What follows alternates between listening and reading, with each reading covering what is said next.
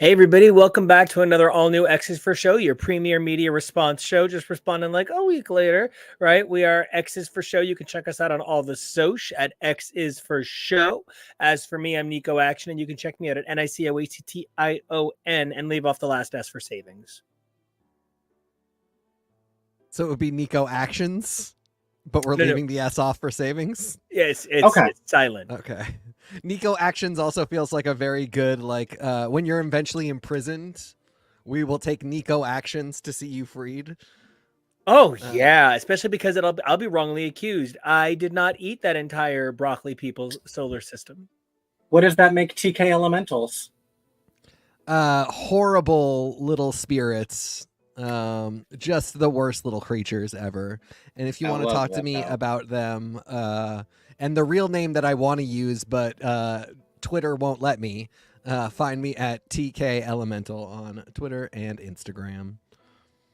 Well, and you can really find me online as your producer, Kevo Really. Please make sure to like, subscribe, and comment so that we know what you want us to cover in the future. But today we're going to be talking some queer ghosts. Super excited. Yeah, queer, kind of like Roxy Ponce, kind of, it's so interesting because like when you think about dead boy detectives, hey, check it out, Cyborg at the beginning of a show. What's up, Cyborg? Welcome to the party. When you think about things like dead boy detectives, Keba, would you mind pulling up that first slide? Oh, mine.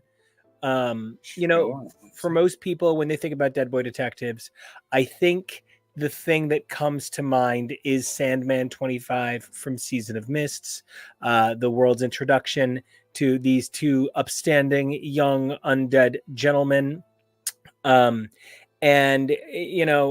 What we ultimately get is nothing like that. Now, those of you might be thinking to yourself, what is John Constantine doing in boxers right over there on the screen? I really felt that this had a lot of Books of Magic Life during wartime punk infusion, and I just wanted to make sure that John was repped. So what do you guys think of when you think of dead boy detectives? It's interesting that you point that out because we had the dead boy detectives already in Doom Patrol. And we got older. So this is the thing for anybody who doesn't know. In Vertigo, they're like 10-year-old boys. They're like it's like a Hanna-Barbera. Oh, we're gonna get to it. We got tons of slides. Yeah, but they are boy adventurers. They are boys. They are not young men, dead young men detectives. And these gentlemen that we saw on Netflix, they are 16 by way of 25. Which, I'm only pleased about because I think they are both so cute and the actors are well into legal age, even though the characters are canonically said to be 16 years old. Doom Patrol splits the difference a little bit, and they, I think, are probably supposed to be 16, but the boys are 16 looking, if not actually the actors are 16. The boys look younger, so they play a little bit more like 13 to 16. And it's something I always think about because Orson Scott Card for decades refused to give up the rights to Ender's Game. It's one of the few things I respect him for anymore because he's a horrible person. But for years, even after he became a horrible person, he would not give up the rights because he was insistent that none of it worked if Ender wasn't a child, if Ender wasn't a young boy, 13 or younger, who had to do the most insane, horrible things and had to essentially be an adult when he could never be an adult, when his brain was not physically capable of it. And he knew that any movie studio that got the property would age him up, would give him a girlfriend, would make it the Maze Runner and make it really sexy. And so he waited and waited and waited, and he finally got, he got to a place where he was able to demand that and get somebody who was not as young as Ender is, but was not through puberty. It was Asa Butterfield when he looked like a boy. And Orson Scott Card got everything he wanted and that he stood for and that he knew was correct. And honestly, it didn't really work. After all this time, I think, for as much as I respected him, I don't really think it was worth the trouble that he went to hold off. And I was really thinking about this with Dead Boy Detectives because, I thought the idea of them being, young boy-aged adventurers, but with the writing of Sandman might be really neat and cool. But I think really they went in so much the right direction with the casting and with the concept for this, separate from what it is on the page. For sure. I think that is part of the spirit of adapting things accurately is adapting them without necessarily that sort of beholdenness. Kevo, when you think about Dead Boy Detectives, do you just kind of default to the Sandmanery? Yeah, probably. I feel like it's one of those stories in the wider Sandman universe that sometimes can feel like a footnote because there's so many vignettes in a positive way, because it's showing that there's a wider universe, and that's the point of this. I saw a review somewhere where the people were questioning, how this is Sandman Universe being in Netflix, but the fact is, it is a very wide universe, and so I think there's a lot of things we've already seen on the Netflix one that could be expanded just as easily as this. There are so many stories in the Sandman universe. It's definitely one that you have always loved, and I know that you've always loved its comp a lot. You've always been very excited about the prospect of seeing more from the Dead Boy Detectives. So I was very excited for this, especially after what we saw from Netflix and their Sandman, and loving that so much. So I thought this was a really awesome addition to that. And I think one of the things that's so interesting is this was developed for HBO Max. And the first conversation Neil Gaiman had with the showrunner and creator was, okay, here's what we have to change so that it does not touch Sandman, which it cannot ever do because it's at HBO Max and we're going to have Sandman over at Netflix. And then HBO Max passed and it wound up over at Netflix. And it made the insane task of figuring out what of the very minimal but complicated material to adapt. Which is really funny because they had sort of the reverse experience with Titans, where they had pieces of Titans already in Doom Patrol, and then they had Doom Patrol and Titans, and they were both on HBO Max, and there was no reason they just couldn't be shared universe, but for some reason they couldn't get their act together, and so you had concurrently versions of Doom Patrol, like the full Doom Patrol roster played by different actors with different things going on over on Titans than you did on the Doom Patrol TV show, and it never really crossed over. I think maybe the only time they ever crossed over, I don't know if Doom Patrol did or not, but it was during the Crisis storyline that originated with Supergirl and The Flash on the CW that pulled in every little DC property they could with cute little nods. Well, and that's even kind of the nature of what I think the Sandman universe has always tried to do on the page. But one of the things that we wind up with is the fact that the Dead Boy Detectives have ever appeared 27 times. Mm-hmm. Ever. And when you compare that to a character like Merv Pumpkinhead with like 80 appearances, it's just not the same. So it goes from this notable debut where in the comics, it is that Death herself who makes an appearance in the show. Of course, hey girl, who you can see here. She is the star of her own 2 mangas that feature the Dead Boy Detectives. They are far greater characters in the second one, Dead Boy Detectives, obviously. But they do feature into Jill Thompson's first manga, At Death's Door, well, first Sandman manga. From here, it gets really interesting thinking about where these kids show up. Neil Gaiman was like, I have no interest in ever doing a crossover. So Vertigo was like, let's do a crossover. And they came up with the Children's Crusade. And the Children's Crusade, on the next slide, it's really almost difficult to talk about this crossover because the Dead Boy Detectives are vaguely the star of this crossover that originally runs through the 2 bookends, Children's Crusade 1 and 2, which are up on the screen in the top row. But originally, the 5 annuals of the more or less Vertigo universe, featuring characters like Black Orchid, Animal Man, Swamp Thing, Doom Patrol, and Arcana, which would later become known as Books of Magic. This sucked. It sucked so bad. The Dead Boy Detectives, I think, are in Doom Patrol and maybe none of the others, even though it's their crossover event, and it's the Pied Piper is stealing children. That's the whole event. Years later, they would get a brilliant writer, Toby Litt, to come along and rewrite all of the this parts into one really chill story called Free Country. Free Country is a 40-page one shot that actually replaces all 5 of these annuals. But so then here's the problem. Both sets of things are kind of technically referenced by the Dead Boy Detectives. The characters in Black Orchid, Animal Man, Swamp Thing, Doom Patrol, and Books of Magic only reference the annuals versions, but actual DC continuity is Free Country. Huh.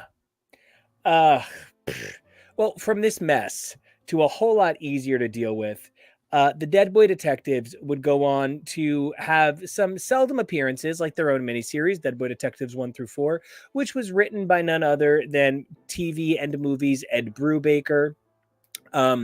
Poor Tastes, Bill Willingham wrote the Thessiliad, which one of the issues features the Dead Boy Detectives. They also make an appearance in the annual Vertigo Winters anthology Winter's Edge before getting their own run by the aforementioned Toby Litt. Now, it kicks off in 3 once-a-year installments, Ghosts, Time Warp, and The Witching Hour, before finding itself in what is essentially the last Vertigo ongoing title to come out from Vertigo. It actually comes out during the course of Sandman Overture, but obviously no connection. This has Crystal in it. This introduces a lot of the concepts you come to see with Nico. But what this most notably has for me, and this is the dumbest thing that I love this, Kevin, would you flip to the next slide? And would you focus in on the second cover in the second row? Vertigo got really tired of retailers saying that without variant covers, you people would be nothing. And so they did the no cover variant, which was for one entire month, no book had a cover. Every book started on page 1 with the credits somewhere squished onto page 1. And so everybody had to have a real dynamic, interesting page 1, but it's a Vertigo book. So there's really no such thing as a dynamic, interesting page 1. There's just kind of where the story starts. So that's it. That's the brief and complete history of the Dead Boy Detectives. That's it. That's it. You're done. You know, there's characters that have less that have been given more, though, is the thing. So it's not like it's anything against them that there is so little of them. I think it sets such an interesting premise in the first place. So, yeah. It's just one of those tough things where, like, I think about the fact that Dark Phoenix Saga, and I mean this really seriously, as a movie, had its adaptation feature Vuk, a character that's appeared like twice ever. And she's this major character, and she gets this major narrative that kind of ruins a film. Not that Jessica Chastain ruined the film, but the lack of cohesive perspective on the character's narrative certainly made the villain or the villain's villain a little bit less stated. one of the things that I thought Dead Boy Detectives did the best was it said, how do we honor the spirit of the work without actually honoring the work? You know, these is some little boys. These is just some nice little boys, and they just want to show up in their Sunday best and just solve your murder, sir. Can we just? And that's all they want to do. They just want to be nice young men and save the world one spirit at a time. How do you adapt that into a TV show? Well, the first thing I want to say is, what comes to mind when you think about Vertigo? And obviously, I don't mean The Only Place You Thought You Never Know. Looking at you, Bono. But when you think about Vertigo, what kind of comics come to mind? For me, it's not proper Victorian British dead boys who the worst thing they face is a right proper bully who won't let me keep me quid. I kind of don't agree. I don't not think it's not the first thing I think about, but it's very that's a very Neil Gaiman thing to create. And I think, what do I think? I think Neil Gaiman. You know what I mean? I really think it's so weird that Vertigo is Vertigo and that Vertigo is not the Sandman universe, because the most important comic I've ever read, The Invisibles, is Vertigo.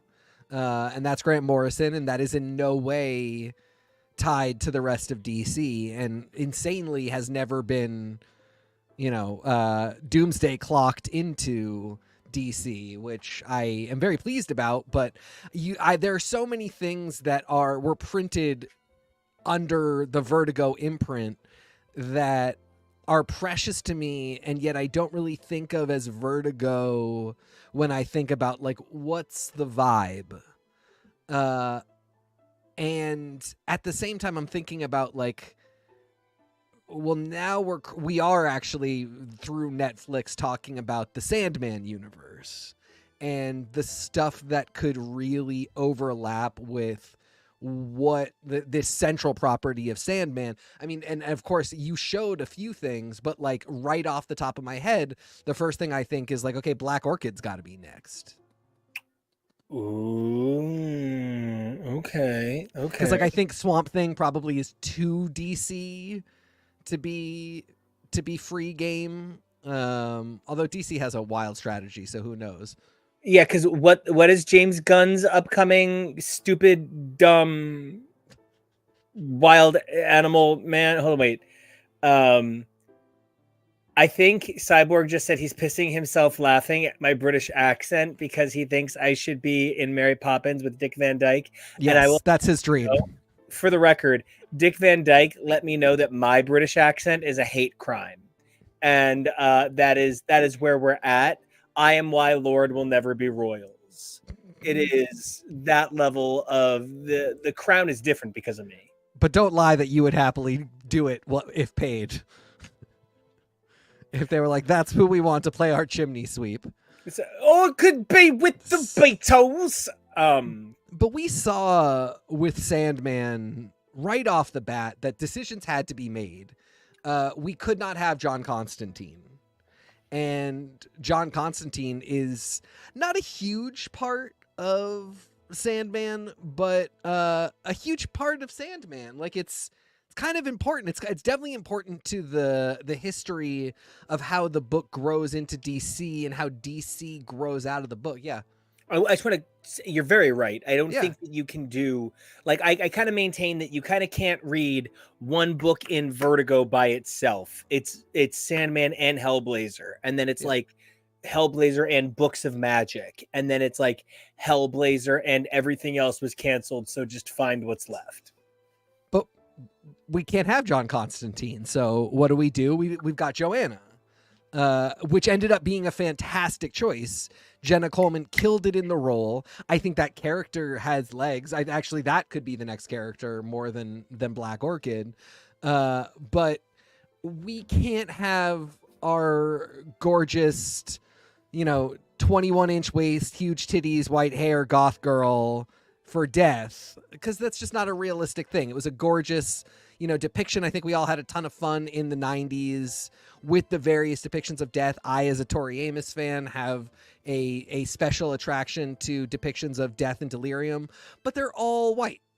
They are all of the endless are depicted as white, except for when we do a cultural lens shift and we see how other people, but their default form isn't white. And we don't harp on Neil Gaiman for doing that in 1989. It's fine.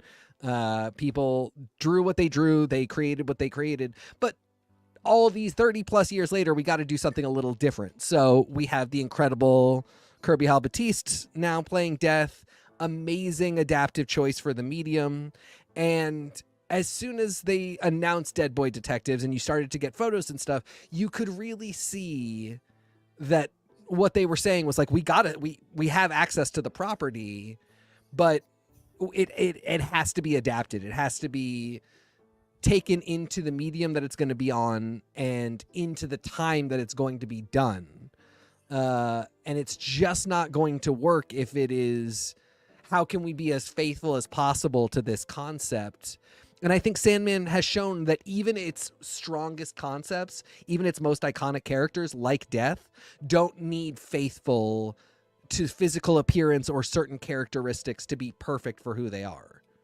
And it's in that spirit that I think a lot of the best adaptation work that Sandman, the original season on Netflix, did was in making bold changes. Yeah.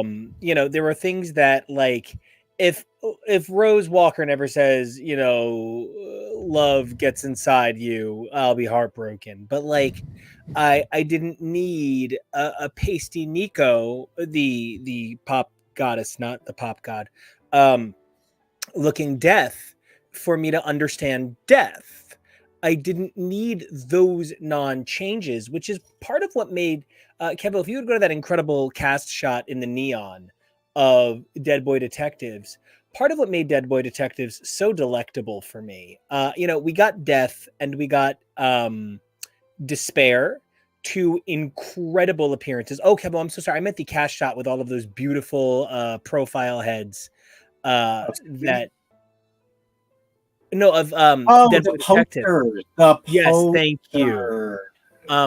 Because one of the things that this show really sought to do was take characters, some of whom have 3 appearances, 4 appearances, 6 appearances maximum, when we're talking about centralized characters with 27 appearances total, and it made people I oddly care about.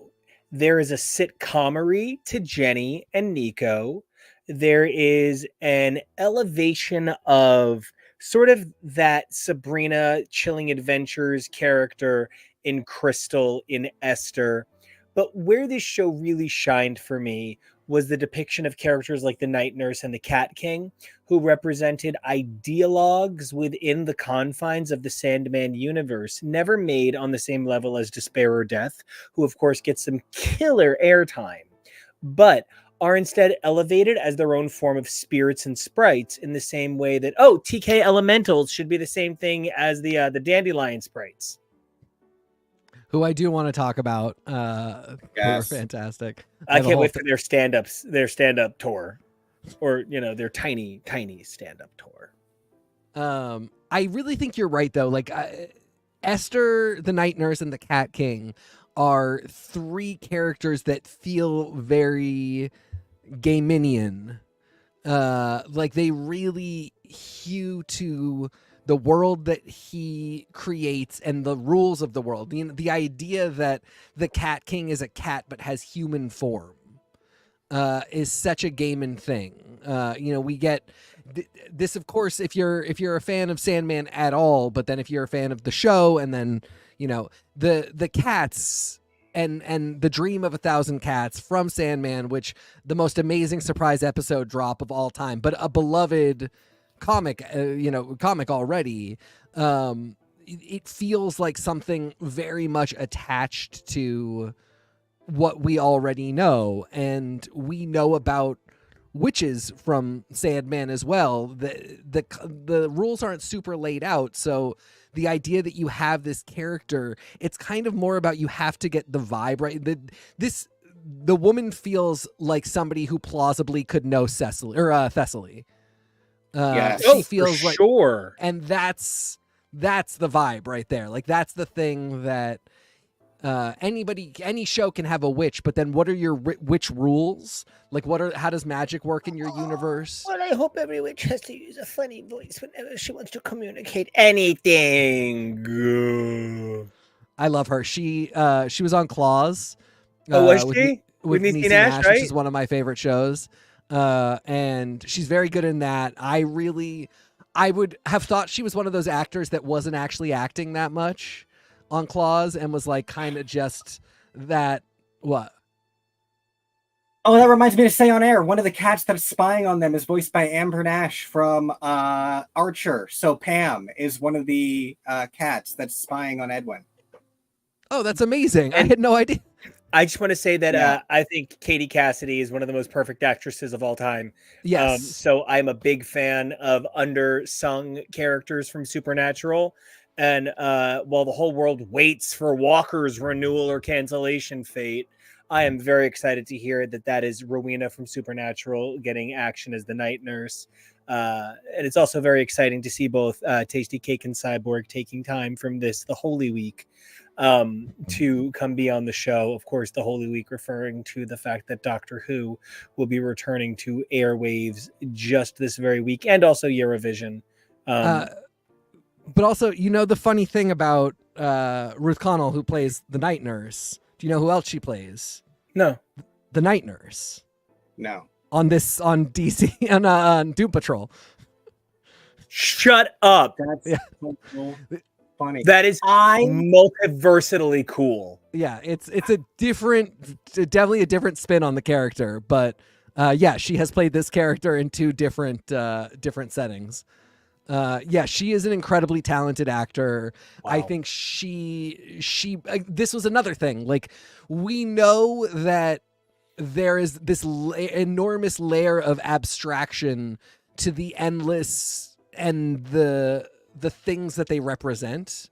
And when we first meet Death in The Sound of Her Wings, like, people just get taken into death, and we have no idea what the afterlife is. And there's sort of this idea that it's like it is kind of oblivion. Like, what you find out is that this is when it all ends.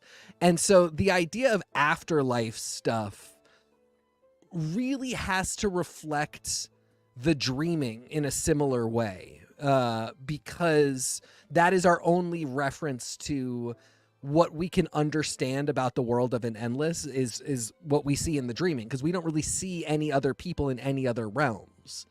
And I think they just did a fantastic job with showing us another endless's sphere of influence and expertise that looks something like the dreaming, in that it is highly governed by rules.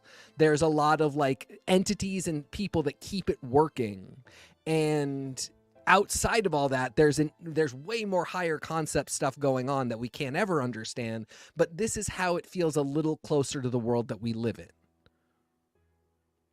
Kevo, what do you think about these characters? Like, TK is saying that the way these characters blend the inability to accept the character could exist, and they make it so much more possible. The endless shouldn't be realistically possible, but we, find a way to make it doable. How do you feel about these characters bridging that middle ground?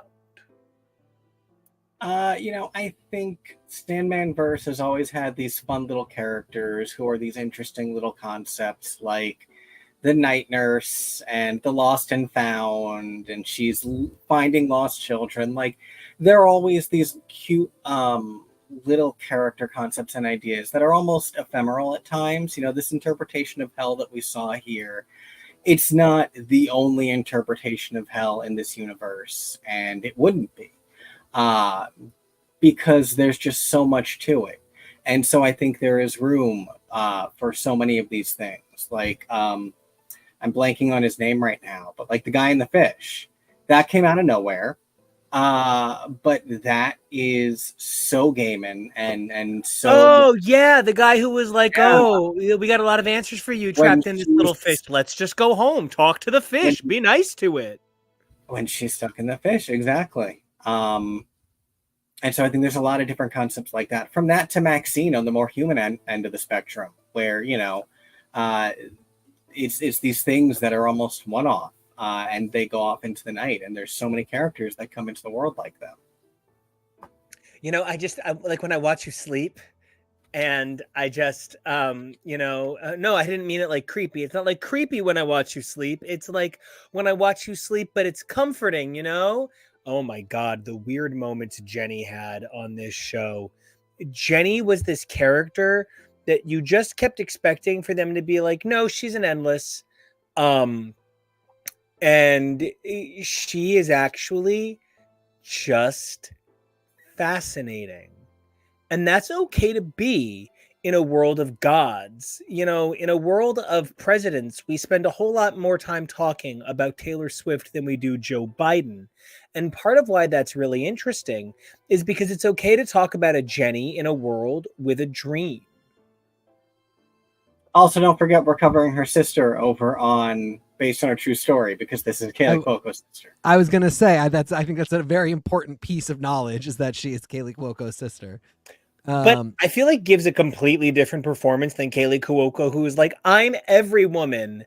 And I felt like she was sort of like, I am just this woman. Yeah, it was amazing. I am specific because if you Google pictures of her, she is not Jenny at all. Like, this is really no. She adapts incredibly well to having her hair and makeup done. That's so cool. And I think adapted really well to the character. But I kept Googling and being like, I'm either not getting something here or like something is amiss, because if like the two of them together look like sister, like she looks on a red carpet like she is Kaylee Cuoco's sister, but that is nothing like Jenny to me, who I just think, this is another character type that, this is Death. This is Death from, the Sandman comic. I think if you were going, that wants to be Death, the girl who would be Death, that the Sandman Presents miniseries by Caitlin R. Kiernan about the girl who looks exactly like this, trying to steal Death's powers. Yes, very good call. So I think this is another case in which the vibe feels Sandman-y, even if it's not. This is not a specific pull from a Vertigo book, and this is not a character with a storyline that is directly imported from a Vertigo book. It feels like it could be, and especially the fact that she ends up on a date that just randomly it turns out that the person is a terrible murderer, and like that's such a Sandman moment. That feels like the Corinthian. It feels like being in the motel with all the serial killers, because just in Neil Gaiman's mind, in Neil Gaiman's universe, there are just crazy serial killers around. In our universe. Yes. Also in the real, that just is, And I want to say, Cyborg, I rarely agree with straight people about anything, let alone about gay things. I really agree. There was something very careful, because when you're talking about something like Dead Boy Detectives in the first place, I feel like you're talking about something where queer people really, really attached to it. And Edwin in and of himself is, he is that twink. That he's not blonde is a good move, but he's that twink. And I probably identify a little bit more with Charles than I do with Edwin. But I think Edwin is the perfect man. And it's tough, because I would think that I would feel pretty like what I didn't like about that show about vampires in the Big Easy. True Blood. Yes. What I didn't like about True Blood was everything felt like a nightmarish betrayal of positivity. Everything felt like it was purposely designed to make me as sad as humanly possible, so that I would never want to ever experience anything again. I would just be dead from the pain. I assumed this would do that, and I was kind of fine with it. House of Cards did it. It's just like it's a streaming show device, right? Game of Thrones was one who did it really powerfully on air. Which one, Kevo? Ozark. Yeah. Ozark. There are some shows that really love torture porn. I assumed this would be one, but that instead Edwin is given like the most healing gay journey that still has gay pain, down to feeling like his gayness keeps him trapped in hell.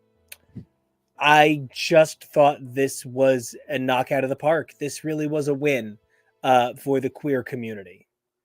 And, I think Jenny having a very interesting queer journey. Jenny also just coming off immediately as queer. So gay. Yeah. And, having a queer journey. The tension between Nico and Crystal and the tension between Edwin and Charles when you are because they're all supposed to be 16, especially if you live in a permissive, a group of friends or a city, whatever it is, if you feel comfortable enough to be even a little bit queer, you will probably end up in a situation, even when you're not queer, you will often end up in situations where you think you are in love with a friend and you think you have feelings for a friend, whether that friend is male or female. I think, and how you express that largely depends on the world you live in. But I loved that this show really just depicted a multifaceted gem of attraction that you're just going to end up having to the people that you're around a lot. I think ultimately Edwin doesn't really unrequitedly love Charles in the most romantic way. I think he just absolutely loves his best friend and is maybe a little bit a bossy bottom in need of constant attention. And just really truly does not want somebody else honing in on his territory. But when you're 16 and your best friend is really beautiful, you probably don't really kind of know the difference. Something I think a lot about as a pathetically enormous gleek is the shipping dynamics of that series and the way people argue for and against different relationships. But I feel like as well, at a certain age, at a certain point in your development, even like into your 20s, you go through so many different relationships and so many transformations of relationships that like, I feel like they leave the door open for Charles and Edwin here, but I feel like they also kind of leave the door open for Edwin and the Cat King, and they leave the door open, like you said, for Nico and for Crystal. I think there is chemistry there. Nico and Jenny, depending on how season 2 shapes out. And I think that's something that I love about shows like this as well, that have such infinite potential for their characters and the relationship dynamics. I also really like the fluid permissibility of every character to be themselves. I am an Edwin in the presence of a Cat King, but I am a Cat King in the presence of an Edwin. And that sort of dichotomy, I think it makes for what allowed this show to be so human. The journey Crystal goes on, the journey Cat King goes on. Everybody has a specific hero's journey beginning and a specific hero's journey end. And I think that's what makes this show work so well. Edwin overcomes his inability to talk about hell by going there and helping his best friend help him out of it.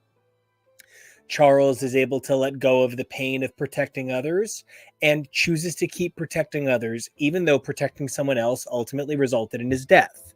We see these sorts of transformations. Crystal chooses to live her life in the service of others. Nico goes on an adventure after choosing to live an entire life of watching other people's adventures. Esther dies. Everybody tries something new by the end of the show. And one of the things that made this show so exciting for me is I'm a guy who likes to think that he tries new things. And even the best shows, even the shows that see characters transform, oftentimes it's on a trajectory that is explicit. For instance, Leslie Knope is always meant to become president of the United States from day one. But contrastingly, I don't know that Edwin's journey of forgiveness, self-forgiveness, self-discovery, and the excitement about the newness of his life is necessarily baked into the pilot. It seems like it might be baked into a series finale, not a season finale. But the effort to move these characters through so much story in 8 of the longest 45-minute episodes I've ever watched was exceptional. I really do think a lot of it is that that Gaiman layering. I mean, it has been fascinating watching his career in graphic storytelling advance, and you know, there was absolutely a point even into the late 2010s where I was like, this guy tells great stories, and how great is it to be at his level where he can sell them for a ton of money to be optioned into movies and TV shows. Lucky guy, and he deserves it because they are great. And then he had to step up and be the one to unfortunately finish carrying out American Gods, which unfortunately, I think he did an incredibly good job, but I do feel once Brian Fuller's fingers are in something, it's his, and they should have never let him go. And it's insane to me that Neil Gaiman could not showrun his own thing that he created to be better than it would have been under Brian Fuller. But you know, it's also executive function, and by that I mean TV executives, not ADHD talk. But and I think to some extent that he only ever took on American Gods to learn how to do Sandman. No offense. Well, that's what I'm saying. Like, but the amazing thing about it is that now he is Neil Gaiman, who can showrun and produce and actually take all of his amazing ideas that he put on paper for decades and make all those shows himself, and they're amazing. And it's his Wes Andersonian attention to the details of the world that are so specifically his and so specifically intentional to help tell a story just by looking at the background without having to actually have dialogue or anything. Just the fact that they are in this butcher shop, that they are two girls who are supposed to be in school, living above a butcher shop. It's like pushing daisies. Yeah, exactly. There's so much being said without actually taking the time to have characters do expository dialogue or do extra plots. So when you say it's the longest 45 minutes, they're just so densely packed and coded with information and set and setting that makes them really, really rich. And I think this may even have sort of the edge on that with Sandman, because Sandman is so beholden to telling the story of Sandman, where Dead Boy Detectives, it kind of doesn't matter if we're adapting. Right. But it does matter if we tell a great story. There's 27 issues. You can't name 26 of them. Yeah, exactly. And I think we're probably not really pulling from 26 of them. I think it's just little things here or there. We're pulling pages. Yeah. But there's still a lot of work to do. I just think it's hilarious that these two are Blaine the Warbler in his Warbler's uniform and on a weekend. Oh, but I mean, okay. Yeah. I love that, but I even see where they're Blaine and Kurt. I see where they are, but you know, they're also kind of like Angel and Wesley in that regard. Yeah. They are that I should be the one who's good at this because I have all the knowledge. And then there's, but I've got a cricket bat in a bag. And it's just that Edwin's outfit looks like the Warbler's uniform, but then Charles's polo is something that Blaine wears all the time when he's in casual clothes. So to me, they just both look like different sides of Blaine. Well, I love every and different side hairs. I love Darren Criss, top, bottom, back, front, verse, whatever. So man, we should do a Darren Criss podcast. We'll call it Criss Cross will make you. And the thing though that I love about what you're pointing to is something that I kind of also vibed from Cyborg's comments. This gay show is not gay in a way that is preclusive. And I would love to be preclusively gay all the time. I don't care. but it's exciting when we create art that affects everyone, just like a lot of straight people don't care when they're, preclusively straight. I don't really think Judd Apatow thought to himself while creating Knocked Up, but the gay experience. So, I think until I get to write my version of Knocked Up, I think things like this. Where Seth Rogen is pregnant. Oh my God. And I'll keep trying till it happens. I think this show gives us the opportunity to think about what is subversive art. And that even kind of goes back to the heart of what I was saying, until this gentleman over here decided to challenge my Vertigo is supposed to be weird by saying, oh, but what about Sebastian? Oh, great. One reference he could come up with. But he's right. And the idea of Vertigo remained obsessed with Victorian horror themes all the way through Bodies, also adapted by Netflix. So there really is a birth of it. But something that Dead Boy Detectives was not by nature was edgy. It was subversive, but it was rarely edgy. And I think something that this version of the Dead Boy Detectives managed to do was it managed to force me to be subversive and edgy. It's a lot like Cyborg Says, this idea between Edwin and Charles, Gen Z, Gen X, and then sort of adding in that additional layer of the night nurse and Esther, both being from this much older time. There is such a perfect blending of what makes this show accessible. I think you're right, TK. There are ways in which this is a huge leg up on Sandman. Accessibility, in some ways diversity of spirit, but more than anything, this is single watchable. And Sandman is sprawling. If this is the end of the Dead Boy Detective, something is taken from me and I'm not recovering. I kind of need them to be in season 2 of Sandman, kind of sort of truly, to be honest with you. Yes, but especially if it's not picked up for more, I would love that. Just write them into Season of Mists. I really loved, ultimately, though, that they gave us such a conclusive ending. I wasn't sure how I felt, especially because sometimes that you can jinx yourself with that, but you can also jinx yourself with not. And I think moving the show into a new phase through the finale, instead of leaving too many things open-ended, and creating a potential premise for Veronica Mars working at the FBI next season instead. I am really excited for what the future of this could be.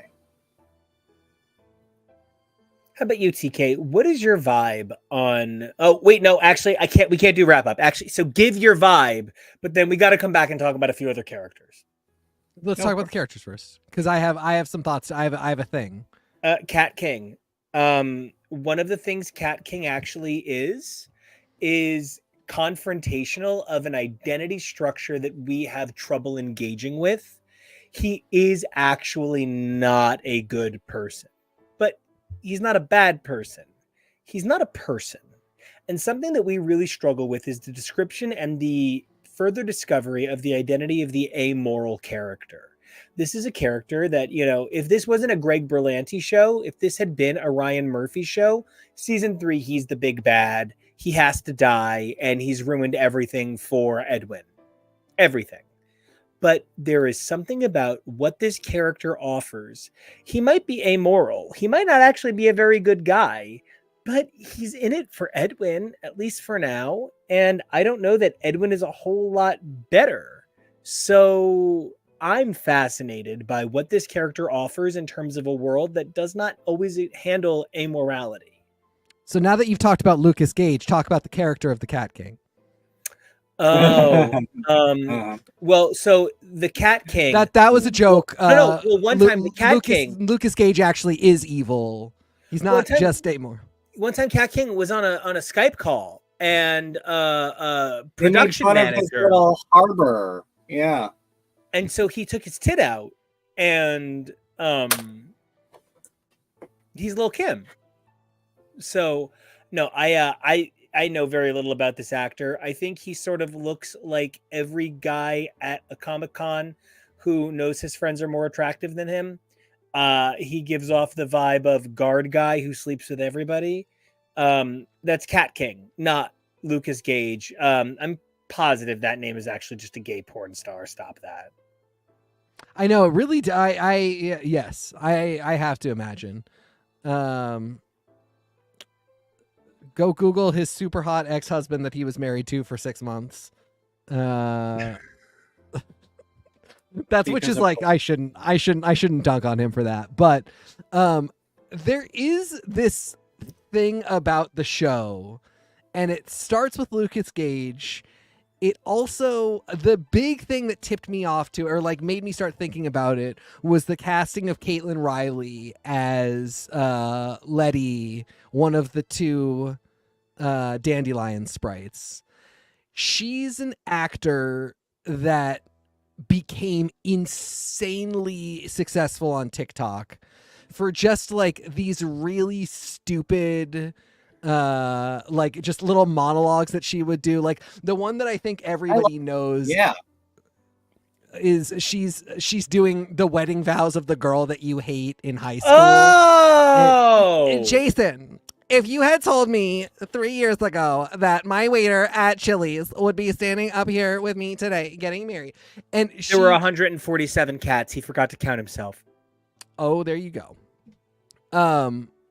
She has been one of those people. It's like the two people that I've been waiting for this kind of casting were her and Sabrina Breyer, who plays the sub, one of the subs that takes over for Janine on Abbott Elementary, who just hates being there. It's the blonde who just hates being there and leaves the minute she, they are these two women who have been incredibly successful on TikTok and on social media and just get memed constantly.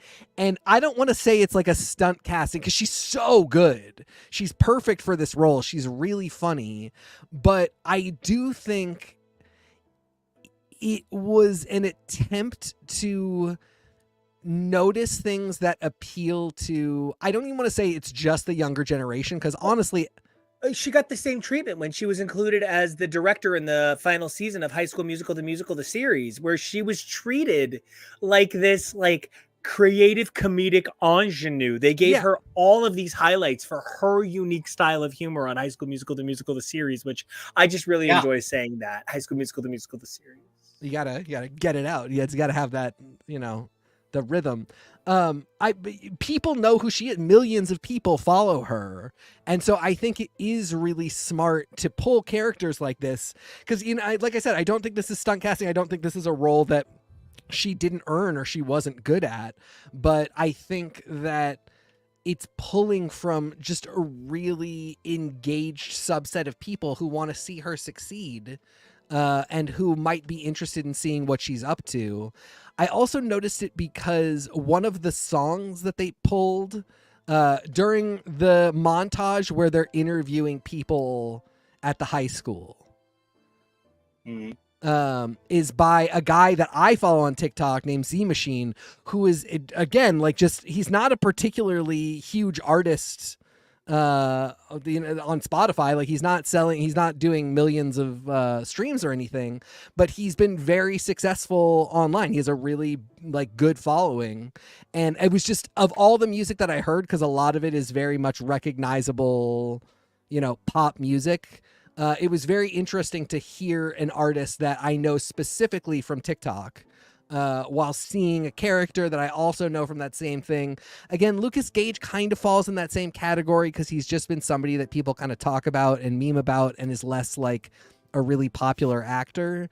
And I just feel like they were very tied into the other things of the cultural zeitgeist, the other aspects of the cultural zeitgeist that might bring interest to this show and might make it seem really current and relevant. I love that perspective. One of the things that I thought was so important was that this show had an 80s vibe. No, I said that in the wrong order. One of the things that I thought was so important was that this show had such modernism despite its 80s vibe. As a kid, one of my first favorite songs of all time was The Warrior by Patti Smythe. And so seeing it featured in Knuckles was amazing. other than Adam Pally's point of attractiveness expiring, there was nothing else 80s about Knuckles, the TV show. So I was a little worried about maybe this repeating that same trauma with all of the kind of like silly neon piping. No, they worked so hard to give this, even this aesthetic. If I can just give 1 second to this aesthetic, this is modernism. This is that sort of postmodernist actually using the table to do everything. This, I mean, I'm pretty sure that's actually an ironing board and a collapsing stool from Costco. I was going to say it's an ironing board and Charles is on a ladder. Yeah. I have that same collapsing ladder stool from Costco. Thank you.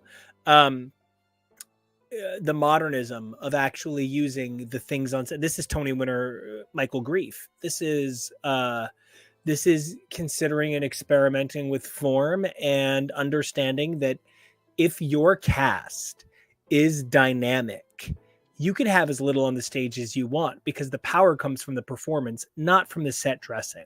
I am all for Wicked because they've never really had an underwhelming Elphaba or Galinda.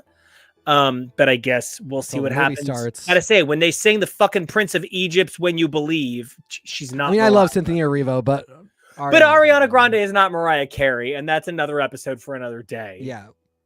We'll be doing that one in a couple weeks. I'll be a dead boy after that one. That's also kind of what I was talking about with the ironing board and the ladder tell you the story of the fact that they have no money. They have nothing. Yes. Crystal came here to solve the one crime and leave. She did not intend on staying. She pays her rent in quarters. And if this was a CW show or if this were a different creative team, you might just get ratty looking stuff, but fully furnish the apartment. And then you're kind of like, okay, but this is, the friends are, a waitress and an unsuccessful chef, and they have this insanely nice apartment, but it's all boho chic, so it's supposed to indicate that they don't actually have a lot of money, but it looks nicer than most of the stuff anybody has. And this really could have gone in that direction. They could have gotten them a desk that looked beat up, but an ironing board and a old creaky ladder as a chair, that actually tells you a lot more and really commits to the bit of them not having money. And those choices are just all over this thing. Anytime they want to tell you this is where you are and this is what's happening, they fully found a way to make the world indicate that in a way that felt authentic and didn't just feel like, oh, this is TV meant to comfort and please me. I even think that goes down to the fact that Edwin is poorly fit in his suit. Charles clearly has a warmth liner in his jacket, and he is a ghost. He actually doesn't know how to be Lux. He doesn't understand how, because they can imagine whatever clothes they want for themselves. We kind of see it a little bit, not exactly. They're kind of stuck in these clothes, but they can kind of change them a little bit. They get changed. And then we see in Hell, Edwin's clothes are totally different. What I will miss from seasons 2, 3, 4, unless they can find a way to make Lil Lester, and she's like a little buddy, and she just runs around being like Lil Lester, and runs through the house. I will miss her in subsequent seasons. You can give me exquisite villains, but oh my god, let's just talk about it. This is the sexiest outfit a man can be in ever. For the record, I have so many pairs of long johns exactly like it because I think that's basically gay lingerie. You can keep your jock straps. No, you can't. You should share them with me. But this goes right above them. The only thing that is cooler than Edwin being actually beautiful in this sequence is the decision to include Despair. I think perhaps the most easily overlooked member of the Endless, and a character who is not going to get a lot of play throughout Sandman. What a beautiful way to recognize an element of our everyday life and a member of an important family. She's going to be one of the big things I take away and am so grateful to this show for. How about you guys? What are your parting Dead Boy case notes as we roll out through the end of this mystery? Go ahead, Kevo. Ooh. I just really enjoyed it. I thought it was very sweet, very fun. I'm going to be doing a project this summer where I'm going to be looking at queer visibility in youth entertainment. And I think part of what I need to do for that is sort of an iceberg of levels of appropriateness, because while this is obviously not Heartstopper, this wasn't quite chilling Sabrina. This was very mostly sweet. It wasn't overly excessively sexual.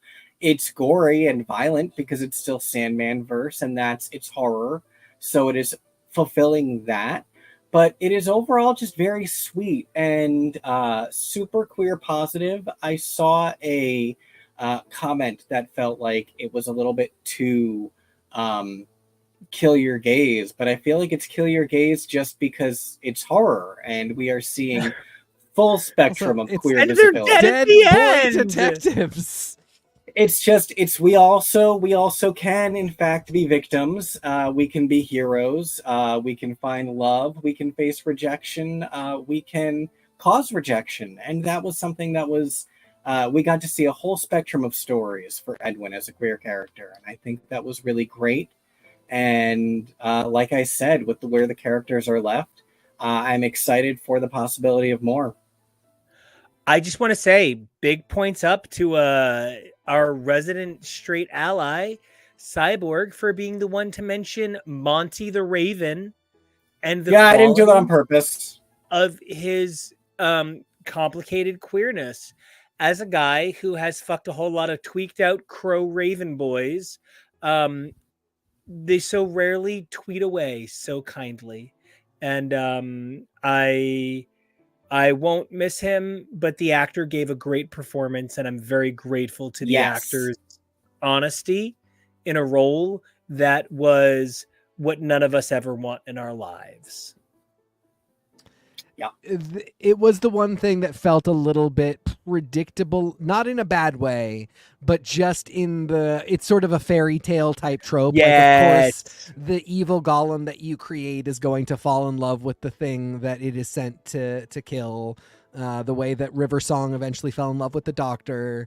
And, it's a good trope. I like the trope. And I liked that you could see that he was this beautiful little gay boy that was about to go meet another beautiful little gay boy, and the challenge that he presented was going to be different than the Cat King, in that this could be somebody that just, regardless of what his initial intent had been, just fell in love with Edwin and made Edwin feel loved. And I think when you talk about the kill your gaze trope, I get why that can feel a little bit tough to experience, but as Kevo said, this is not Heartstopper. And the point was that Edwin actually needed to know that he was lovable, and it probably couldn't be a weird crow evil bird creature that was his forever true love. So this had less to do with like everybody gets one true love and his died, as a weird crow thing. It was more that he needed to experience somebody that was head over heels for him, the way that he has been for his best friend, and remind him that like you just are a person. You're a lovable person. You are not a person that only is lovable if the one person you love loves you back. So that's Monty. My big thing for this now is I always go bird's eye view. Haha, Monty, bird's eye view. I like to go real high out. I'm just looking at what else can we do with the Sandman universe. It's rough thinking about the fact that it is technically a DC universe and that we've got James Gunn taking some real swings. And I'm excited for those things. I love our guys. I'm very excited to see what happens with the core crew that they've got. It's very interesting that Sandman could at any point intersect with that if it all comes together. But also maybe it doesn't need to, and it shouldn't. And Neil Gaiman should get to be the Kevin Feige and James Gunn of the Sandman Vertigo verse. And I'd love by to, himself. yeah, but well, not under James Gunn, and not under David Zaslav. Let the man cook on his own. He's doing his own thing. Like I said, I could see a Black Orchid series. I suspect this is also probably the place for Animal Man. I do think it's also the place for Swamp Thing, but I can understand how it's just too recognizable a name to give over. But there are a bunch of other things and there's a bunch of other Sandman stories, and there's a bunch of other Sandman Universe initiatives, all of which I would love to see. I'd love to see just 2-hour features. I'd love to see something like Werewolf by Night, where it's like an hour special. I think this universe is really firing on all cylinders, and I'd love to see more and more of it. Me too. I feel exactly the same way. I feel it's almost bizarre that it's not British. It feels very British. Maybe that's just the Neil Gaimanery of it all. But speaking of gay men who love British things, Kevo, what are your parting thoughts on Sandman? And then I know we've got a big weekend featuring Doctor Who, not for you, for all of us, but it is your favorite of the three of us. And then Eurovision, not for TK, but for all three of us, though it is his favorite of the three of ours.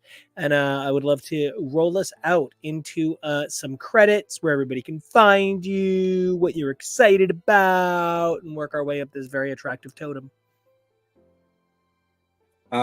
Yes, that is correct. All of that is correct. We have a lot of exciting stuff coming this weekend. We have the premiere of Doctor Who, all new day and time if you live in America.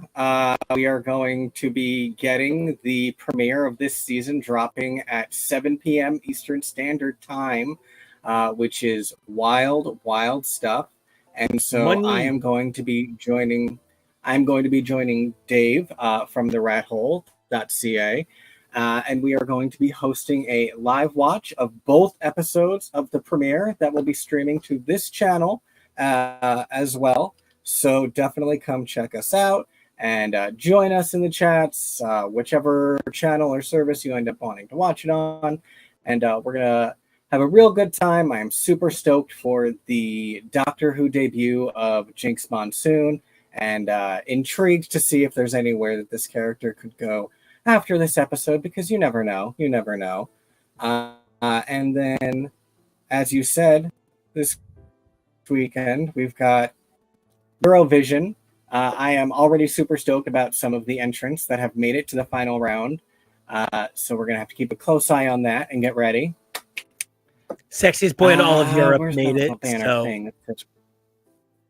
Oh my God, yes, Rim Tim Taggy Tim. Good job, baby lasagna. You're the big fucking lasagna in our hearts. You're the big lasagna now. So you can find us rooting for Doctor Who, rooting for Eurovision, rooting for all things European, I guess. And you can find me on the socials at Kevo Really. That's KEVOREALLY. Teak, what about you? What are you excited about? Where can everybody find you? I mean, who are you rooting for this weekend? Oh, that's a really good top? question. I mean, I do think it's Croatia. I do think that's really where my heart is. I did watch the semifinals part 1 yesterday, and I loved Ireland Bambi Thug's performance. So I'm excited. I will say, I don't know if this was semifinals, Eurovision, or Peacock. Sound mix was really rough. So I'm hoping that it is less rough for the final. Also, no. Anyway, I am excited for Eurovision. Like I said, I do think it's probably Croatia. I didn't get to see Austria. We will rave. I think that was Austria. That's Thursday for the semifinals.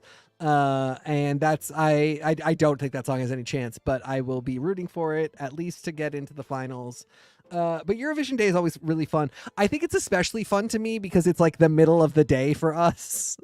That's a brunch and day drinking event that is not a nighttime situation. I know who the winner is by like 3 p.m.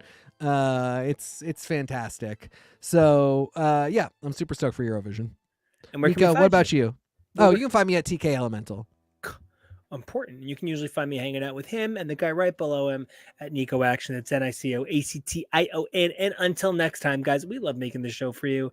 You guys can check us out on Saturday doing Doctor Whom. On Saturday is Eurovision, Sunday is Doctor Whom. We'll figure it out. It's all in European time. But we'll be doing Comics Wednesdays. We've got amazing stuff coming to you all summer long. You're going to want to keep yourself peeled to this station. And I'm probably most excited about All Stars 9, which is not too far off in the distance. Just hang in a month. We'll have some more amazing Drag Race coverage. I can't wait to bring that to you guys. And until next time, 3 things we want you guys to do for us. Comment, like, subscribe, big thanks. But 3 things we want you guys to do for yourselves. Stay safe. Scary world, but be brave. Why? Because you're incredible. Who you were yesterday, amazing. Who you are today, absurdly cool. But what we really need you to do is to be evolve daily. Great. What we really need you guys to do is evolve daily, because who you are tomorrow is going to be the best version of you yet. And we can't wait to see you then. So until then,